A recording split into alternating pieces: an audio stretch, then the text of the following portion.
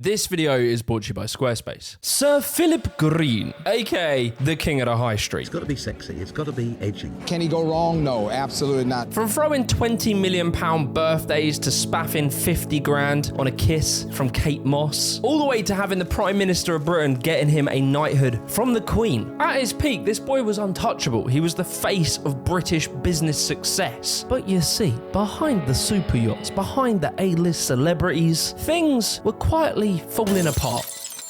He's the businessman who presided over the death of a British institution.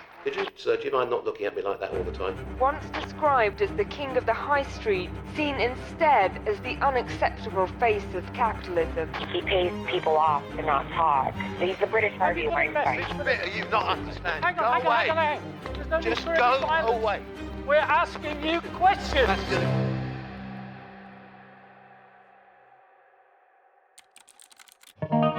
When it comes to like British businessmen and billionaires, there are plenty of them, but there was something about Phillip Green that made him stand out. It really caught the attention of the media and the public. And that is because the media, for some reason, decided to portray him as like a working class rags to riches story. From a working class background, he forged a career that made him one of Britain's titans of business. Phillip Green was not working class. He was distinctly middle class. His parents were rich. Both of them owned many businesses. His mum in particular, Alma, was this ruthless, hypercritical business lady who, even outside of her business when it came to raising the kids, would starve little Philip of attention. Poor old Simon, which is Philip's dad, he was addicted to like prescription painkillers and he became the family failure. So you get it, you know, evil villain, backstory, parents hate him, yeah, the usual. But this is all to say that Philip, he wasn't working class. His parents were rich and he went to an elite private school where admittedly he did do shit and he gained a sort of reputation as being a bully. He dropped out of 15 with no qualifications. But you see, for little Philip, there would be no amount of failure,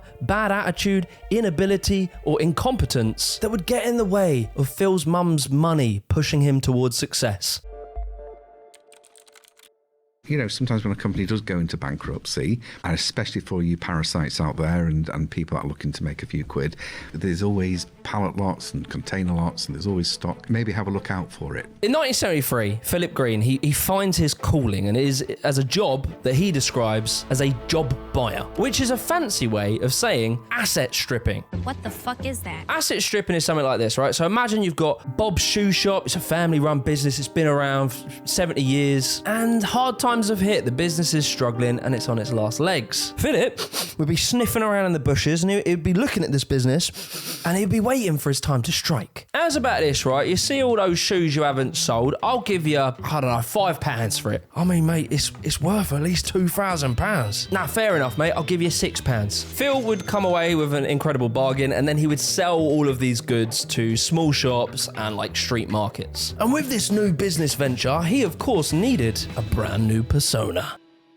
Before we go any further with this video, I want to give a massive shout out to today's sponsor, Squarespace. If you're looking to build your own amazing, beautiful website, look no further than Squarespace. And with their brand new tools, it is easier than ever. Things like Squarespace Blueprint AI and their SEO tools. The AI can help you design the look of the website and the layout to create a completely custom website to fit what it is you do. And their optimized SEO tools is going to help you rank higher in search results, bringing more eyes to your business. Also, they now have flexible payments, so you can pay with things like Apple Pay and PayPal. And in some countries, you can even do buy now, pay later with Afterpay and ClearPay. To me, honestly, the most exciting thing is the AI tools. You can literally type in a prompt for the copyright, the text on the website, and it will give you a really good template, and you can adjust that to, you know, match your tone, etc. Be sure to head over to squarespace.com/Jimmy the Giant, and to get 10% off your first purchase of a website or a domain, use the code Jimmy the Giant. Anyway, back to the video. Philip had this uncle called Tony Schneider. He was a loan shark and pretty much a gangster. And young Philip adored Uncle Tony. He started to kind of move like him, act like him a little bit, going as far to literally changing the way that he spoke to mimic Uncle Tony's working class Cockney accent. That's the worst Cockney accent I ever heard in my life. Rich kid Phillip Green had reinvented himself. He had created this persona of a sort of hard man, connections to gangsters, sort of tough guy persona. There's no need Just for go any violence. away. And so with this new tough guy persona, Phillip Green decided it was time to take over the gangster world of retail. I started sort of buying, selling anything, and then I went to the Far East. I obviously see these bundles of denim falling out the windows. I thought, well, I'll buy jeans. And I had all the garments delivered, looked at them all, didn't look bad, so I sent them to the dry cleaners, put them all on new hangers. I went and found a store and opened the shop. Phillip Green's evolution into the king of the high street all started around November 1980, where he splashed onto the scene with a front page spread in Fashion Weekly about his new fashion retail outlet on 41 Conduit Street. And straight away, the newspapers and the media were loving him. They were lapping him up. Super salesman lays down fashion gauntlet. Fashion retailers beware. Super salesman Phillip Green is breathing down their necks. Along with this, him and his mother Alma would set up a number of little businesses, all of which failing, but you know, let's not worry too much. Mainly failing because of Phillip Green's business practices. He left one of his businesses called Tarbrook with £240,000 worth of debt. But when the debt collectors came knocking, who was there to answer the door to protect him from, you know, the consequences of taking massive loans and not paying them back? Well, of course, it would be Mummy Alma. The whole story of Philip's upbringing was him being constantly shielded from the consequences of his actions. And so, of course, Philip didn't stop there. What drives him? Well, it's not money, because he's got enough of that. He likes winning. Everybody wants to win. When I used to play table tennis with my kids, I don't give them a chance. We play to win. Sir Green was obsessed with winning, and more so kind of the image of success, the appearance that he was competent whilst, you know, not being that. But look, I have to be honest, despite his original failures, Phillip Green did start to see some success. In 1985, he bought a company called Bonanza Jeans. He got it for a bargain price when they were struggling, and Philly Boy managed to butter up the owners of Lee Cooper and sold Bonanza Jeans to them for a cool $7 million. Not bad. However, when Lee Cooper received the business and opened the packaging, they saw that it was a polished piece of shit. Because Phillip Green was very good at smooth talking. He could kind of make it seem, oh yeah, everything, look at it, it's fucking brilliant. Look at these jeans, they have 2 legs on them. But before Lee Cooper realized, Phil had already taken the money and ran. Hey, you finding any money in there? Yeah, it's usually good for about 50 cents. Well, a new washer from Sears is good for a lot more than that right now. As time passed, Phil and some partners would purchase Sears for $548 million. And instead of like transforming the business into a thriving company, he asset stripped it. Within months, he sold all the bits of the business and made £280 million profit. And yeah, of course, he was making money by doing this. He was building up his sort of brand of being successful. He bought a company called Amber Day, which was a discount retailer, and when he took it over, it started to do pretty well. And that's mainly because of Phillip Green's aggressive cost-cutting practices, which were all very short-term solutions. They weren't going to build a thriving company, but in the short term, it made a lot of money. And this original success gave Green a little pep in his step. He started to refer to himself as the governor. Taylor, I am the governor. But the company had no proper board meetings, no structured financial reports, and no like proper big boy business stuff. And so inevitably, when Amber Day's profits tanked, the company were pissed at Phillip Green and they pushed him out, and he resigned in 1992. What do you think Phil did here? Did he sort of reflect and go, maybe the way I run businesses is not good? Well, you know, he was very close to that, but then he realized actually it was everyone else's fault. He blamed that speculators were unfairly victimizing him and spreading poisonous rumors about the company in a hope to profit from its failing. So it was that, you know, it was definitely had nothing to do with Philip and his lack of long-term investment. But either way, Philip did all right from this. He pocketed 1.1 million and left.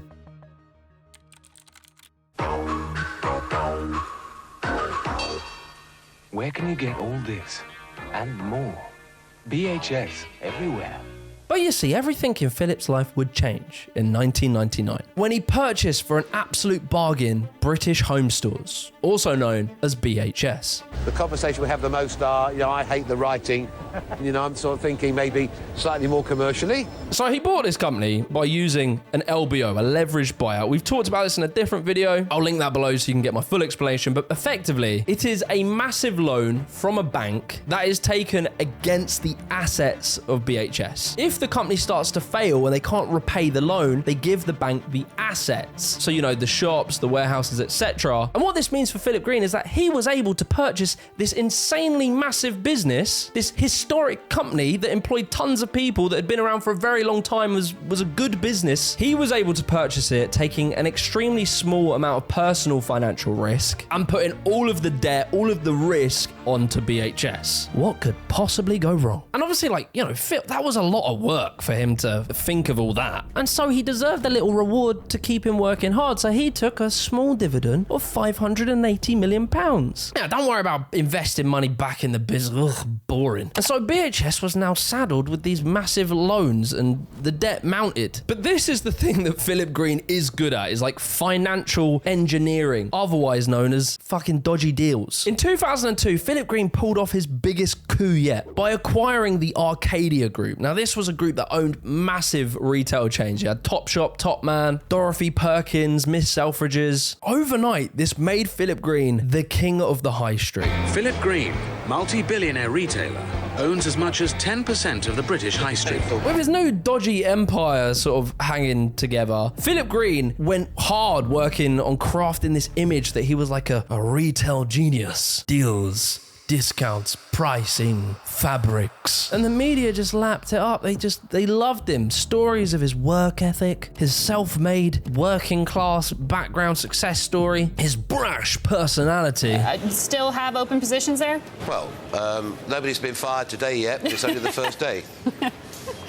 And like, you know, they didn't focus on all the boring stuff like the insane debts he was taking, the ridiculous cost cutting, a business model that was more focused on extracting personal wealth than long-term investment. I'm not thinking about the money. Right? I mean, I think that we're at a size where I'm thinking about if we get it wrong, I'm not worried about getting it right. You know, we have, nearly 45,000 people, £500 million payroll. That keeps you focused.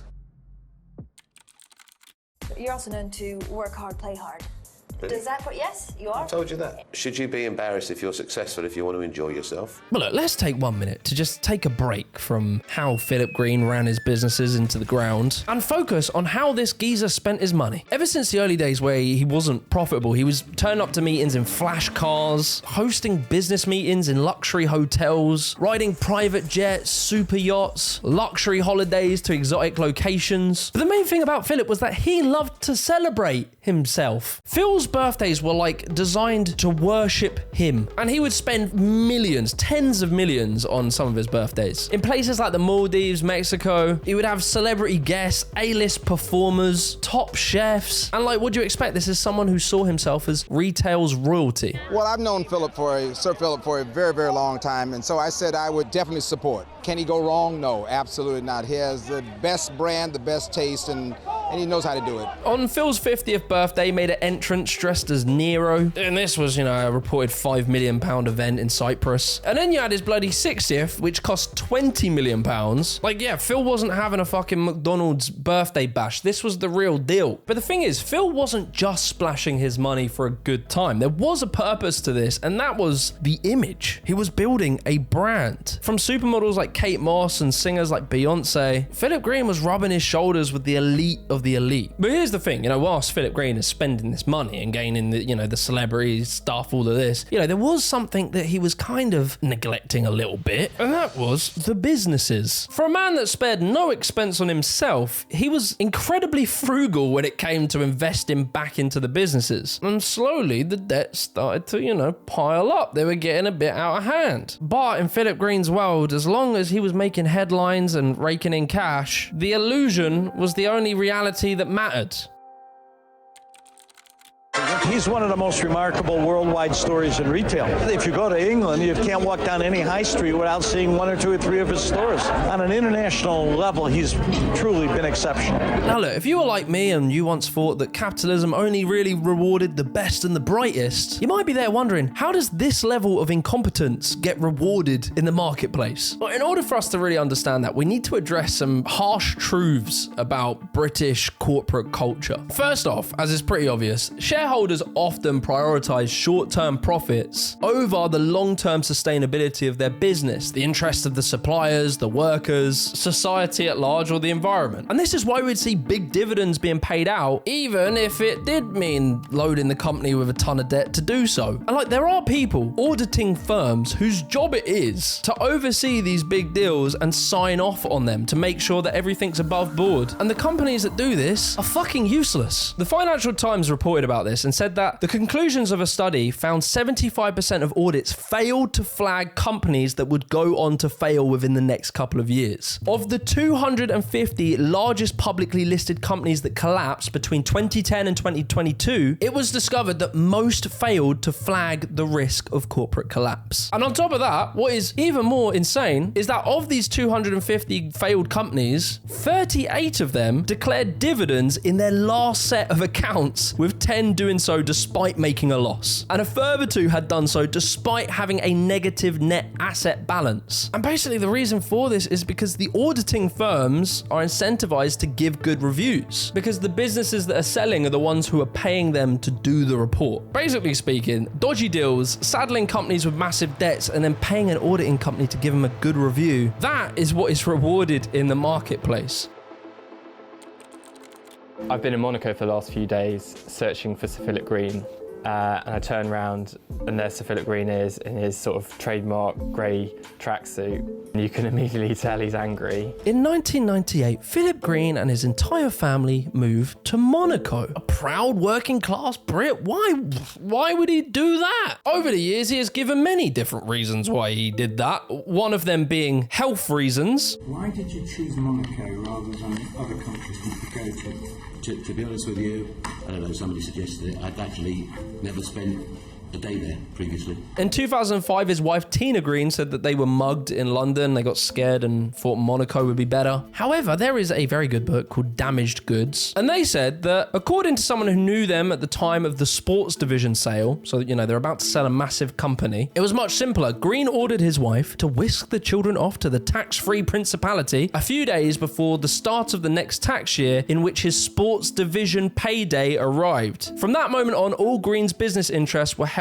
offshore in his wife's name. It was from Monaco and Phillip Green's company Arcadia where he would pull off the largest dividend payout in British business history, where in 2005 he extracted £1.2 billion, paid directly to his wife Tina Green in Monaco, where the British government took a whopping 0 pence tax from. And you got to bear in mind how much profit he made from this, right? So he bought the company himself for £9.2 million. The dividend was 130 times his investment. In 2006, the year after, Green was knighted. He was made Sir Phillip Green for his retail genius. And David Cameron, who was a later Prime Minister, he gave Phillip Green a job. The owner of the clothing retailer Arcadia Group will lead a review of government spending over the last 3 years. He'll be trying to find areas where savings can be made. How can you trust a man whose tax bill is 285 million? Goes, well, that's ridiculous, I would pay that. You pay that because you earned 1.2 billion, you fat, greedy shit. Imagine if you could get one of your favourite personalities all to yourself as a captive interviewee on the London Eye. But you see, the media scrutiny that would come later in Philip's life, in the early days of his empire, it was nowhere to be seen. The media didn't just fall for Sir Phillip Green's charm, they actively participated in the myth of building Sir Philip. They literally were just patting him on the back for sucking money out of an otherwise healthy business, framing him as this hero of British retail success, a self-made man, an entrepreneur. He started with very little and managed to craft a retail clothing empire which defies recession. The press didn't just cover the story, they were part of the story. Complicit in bigging up this man, building his reputation, building people's trust in him, while failing to do their job of actually looking into his business practices. And in doing so, they helped create the very image that allowed him to operate without scrutiny for many years. And this was an interesting period of time because the sort of late 90s, 2000s, this was the New Labour era. Under under Tony Blair, they sold this idea of the third way, taking Thatcher's business-first neoliberal capitalism and selling it to the everyman. And so Phillip Green was meant to represent the self-made working class man. I don't know why. I don't know why no one just looked into where he came from. But it didn't matter. Despite being a wealthy kid, privately educated with his mum bankrolling him constantly, he's just like you.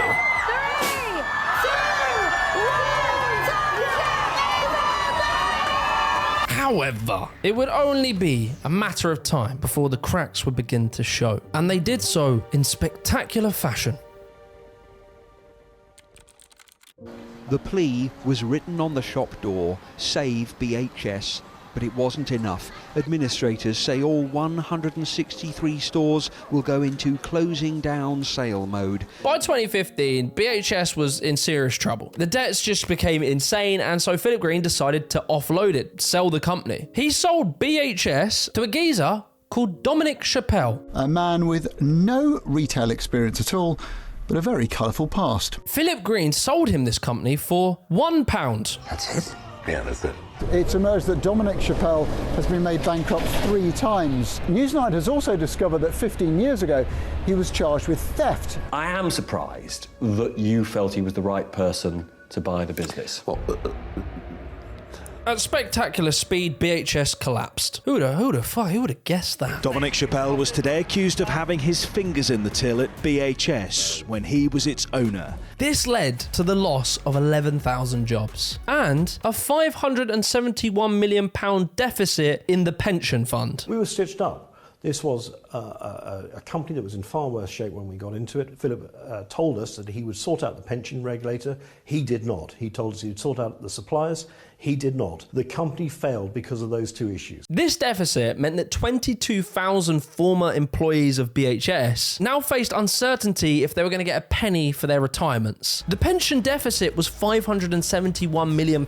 Green and his family had taken £586 million in dividends. It didn't help him that he took delivery of a new £100 million super yacht during this whole thing, so while pleading that he couldn't afford to pay off the pensions, he was floating around the Med on Lionheart. The public was absolutely outraged, and overnight, his reputation took an absolute nosedive. I want to start with you by saying, how sad and very, very, very sorry I am. He was dragged in front of MPs and grilled whilst it was all recorded and being reported over the news. And once the report was concluded, they branded Phillip Green as the unacceptable face of capitalism. I could be a murderer, the way they're writing about me. And eventually, after endless pressure, Green agreed to pay $363 million to fill the black hole that was in the pension fund. And probably he should have done that straight away, but because they had to they fought him tooth and nail for it, his image was immediately transformed from brilliant businessman to a symbol of corporate irresponsibility.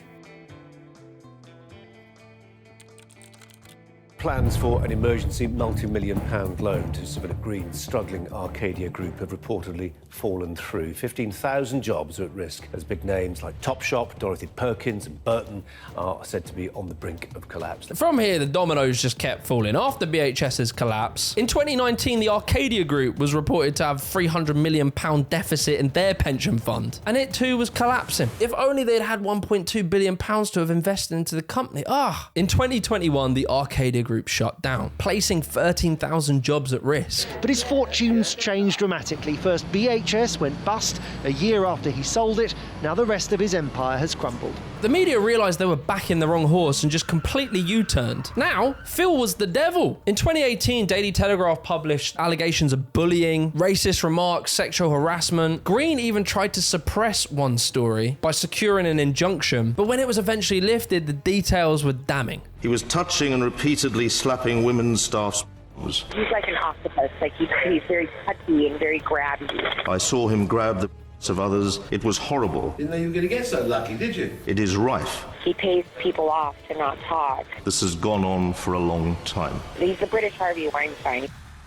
As Green's empire now completely crumbled, the media had now completely turned on him.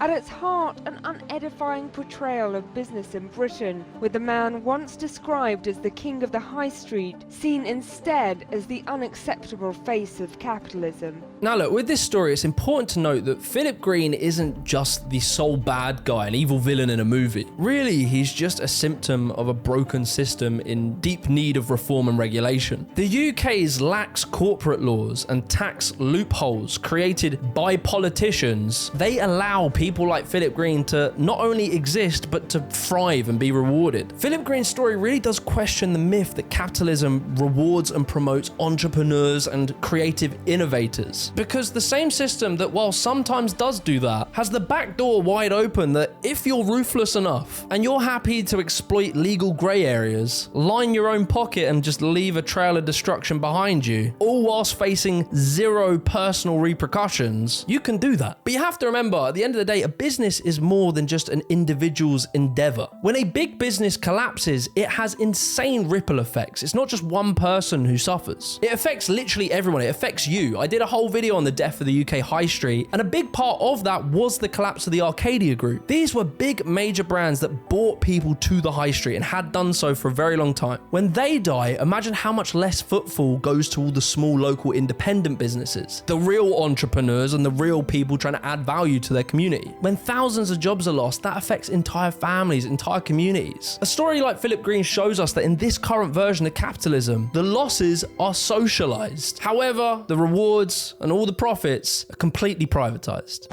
So Philip, do you not believe that those who've made accusations deserve a response? I believe you're being intrusive and you need to leave. And so where's Philip now? Well, whilst he's sat on his yacht, living his luxury life in Monaco, drinking his champagne and complaining about how the media scrutiny is giving him stress. You know, for the last year and on a daily basis, I and my family have got to live with this horrid decision. I've been doing this, as you said, a very, very, very long time. And sadly, it's all suddenly sort of squeezed into, you know, the only thing in the world is BHS. This has been a horrible, horrible, horrible period. I think that's disgusting, and it's a sad way to end.